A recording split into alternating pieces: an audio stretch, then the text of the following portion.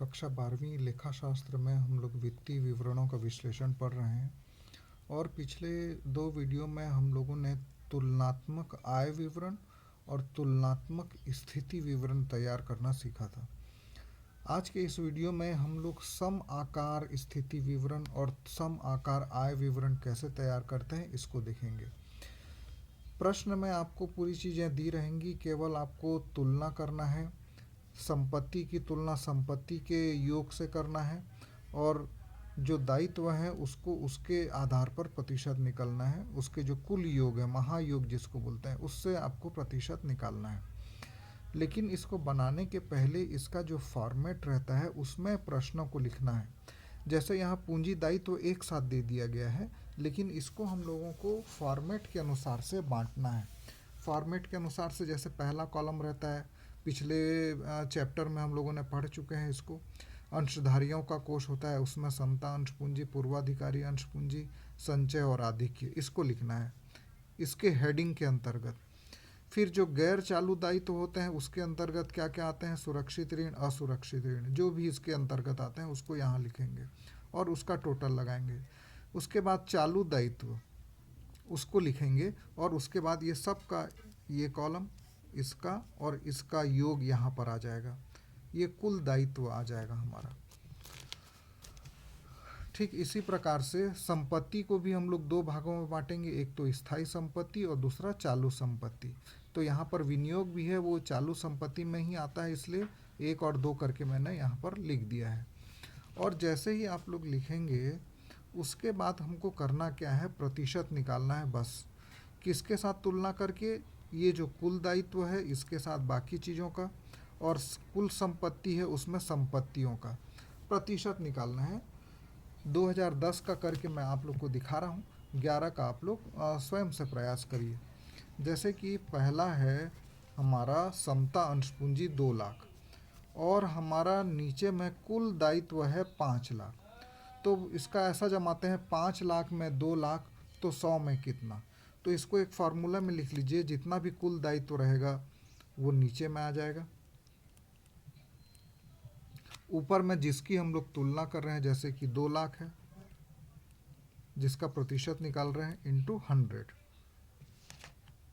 2 लाख कुल पूंजी है, अंश पूंजी, नीचे में ये कुल दायित्व है, इंटू 100। तो ये 5 शून्य, ये 5 शून्य कट जाएंगे, ये 5 दूनी 20 सम जाएगा, 20 और दूनी 40। तो यहाँ पे प्रतिशत वाले कॉलम में आके हम लोग 40 लिख देंगे।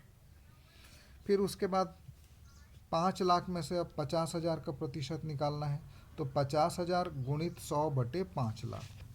दूसरा है 50,000 गुणित 100 बटे 5 लाख। नीचे में सब पूरा 5 लाख आएगा, इधर 100 आएगा और इधर जिस मत के सामने प्रतिशत या जिसका प्रतिशत निकालना है वो आ जाएगा। तो ये 2 और 2 4, 2 और 2 4, ये कट गया, ये कट गया, 5 और 5 कट गया, तो 10% आ जाएगा। इसका भी निकालेंगे तो आएगा 10%। और ये तीनों को जोड़ देंगे, 40, 10, 50, 10, 60%। उसके बाद 1 लाख का निकालेंगे तो आएगा 20%। फिर 50,000 का निकालेंगे तो आएगा 10%, क्योंकि ऊपर में 2 लाख का 40 आया है तो 1 लाख का 20 आएगा। 50,000 का 10 निकाल चुके हैं, निकालने की ज़रूरत नहीं है। 20 और 10 को जोड़ देंगे तो आएगा 30%।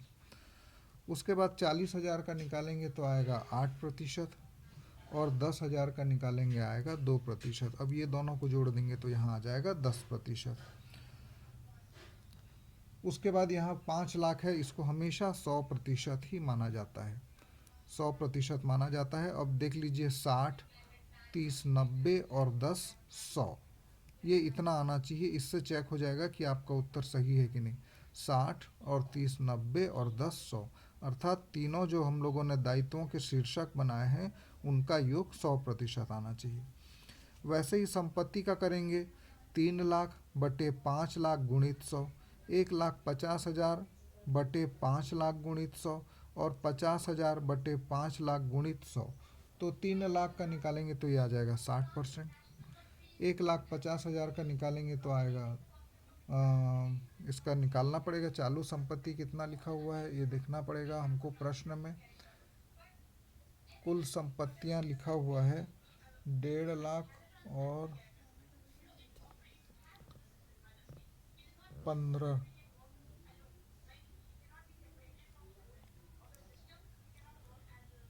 3,00,000 और 3,60,000।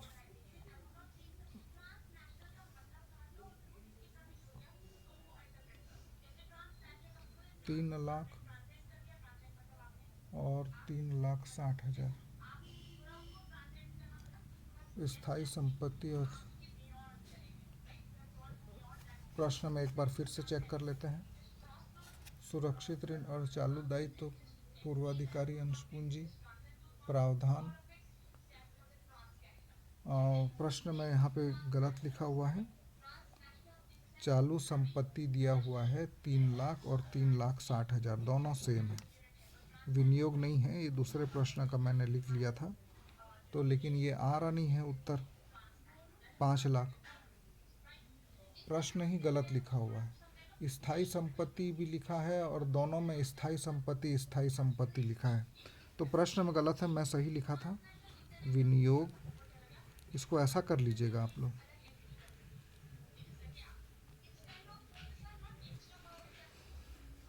इसका निकालेंगे 1,50,000 का, तो 1,50,000 बटे 5,00,000 गुणित 100। ये 3 शून्य और एक 4 शून्य, 1 2 3 4 शून्य, ये कट गया, ये भी कट गया, ये कट गया। 5 दूनी 10, 15 दूनी 30% आ जाएगा।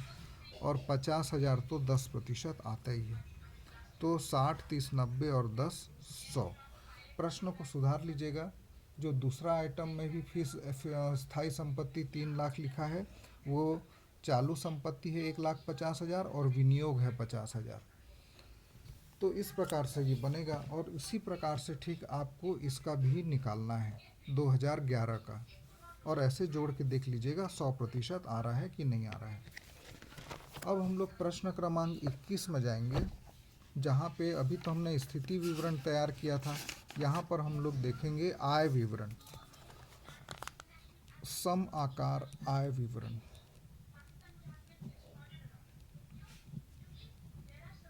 यहाँ पर हमको प्रश्न दिया है, लेकिन फॉर्मेट में लिखना है, जैसे पिछले वीडियो में दिखाया था। शुद्ध विक्रय 1,00,000, 1,00,000।